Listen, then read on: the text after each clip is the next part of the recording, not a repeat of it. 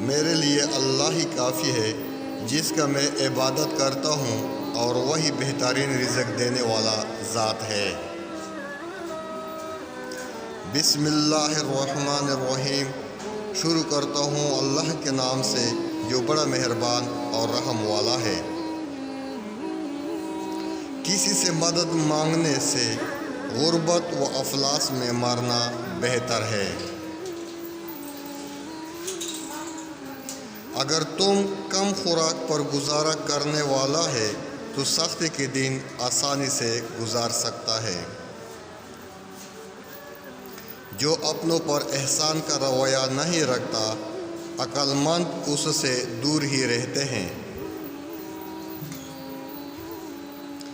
اپنے سے بہتر انسان کی تلاش کرو اور اسے غنیمت سمجھو، کیونکہ تم اپنے جیسے کے ساتھ زندگی ضائع ہی کرو گے۔ ادھار گوشت کھا کر قصابوں سے ذلیل ہونے سے گوشت کی آرزو میں مرنا ہی بہتر ہے۔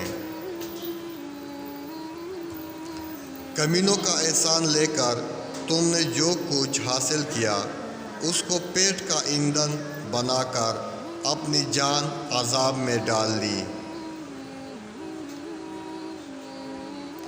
بھوک اور تنگی میں گزر اوقات کرنا بہتر ہے بنسبت اس کے کہ تو کسی کمینہ خصلت کے آگے دست سوال بڑھائے۔ جو کوئی خود کماتا ہے اس کو خاتم تائی کے احسان کی حاجت نہیں ہوتی۔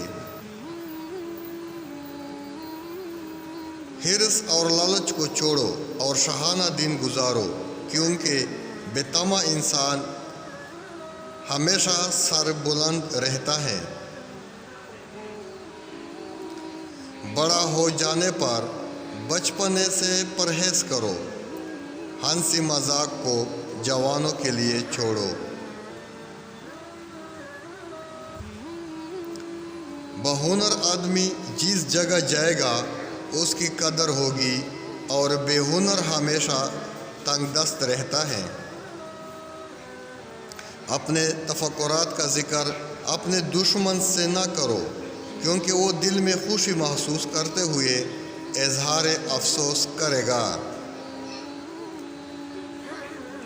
عقل مند آپس میں نہیں لڑتے، اور نہ عقل مند آدمی کسی بیوقوف کے ساتھ۔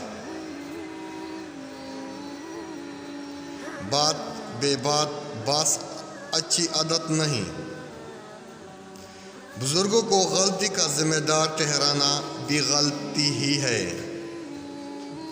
نادان کو نصیحت کرنے کا کوئی فائدہ نہیں ہوتا۔ یہ تو ایسا ہی ہے کہ جیسے کسی حبشی کو دھو کر سفید کرنے کی کوشش۔ ہر شخص غلطیوں کا پتلا ہے۔ دوسروں کو غلطیوں کا طعنہ دینا اچھا طریقہ نہیں ہے۔ جو سختی استاد کی سختی نہ جھیل سکے، اس کو زمانے کی سختیاں جھیلنا پڑتی ہیں۔ دنیا کی دولت حاصل کرنے سے بہتر ہے کہ کسی کا دل اپنے قابو میں کر لو۔ جو شخص بچپن میں تمیز نہیں سیکھتا، بڑے عمر میں بھی اس کو تمیز نہیں آتی۔ علم حاصل کرنا اور عمل نہ کرنا تجھے نادان بنائے گا۔ جاہلوں کی یہ نشانی ہے کہ جب ان کی دلیل مانی نہ جائے تو لڑنے مرنے پر اتر آتے ہیں۔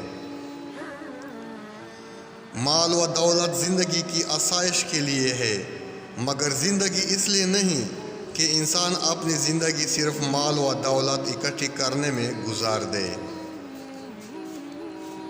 ہر شخص کو اپنی عقل سب سے اعلیٰ اور اپنا بیٹا سب سے پیارا نظر آتا ہے۔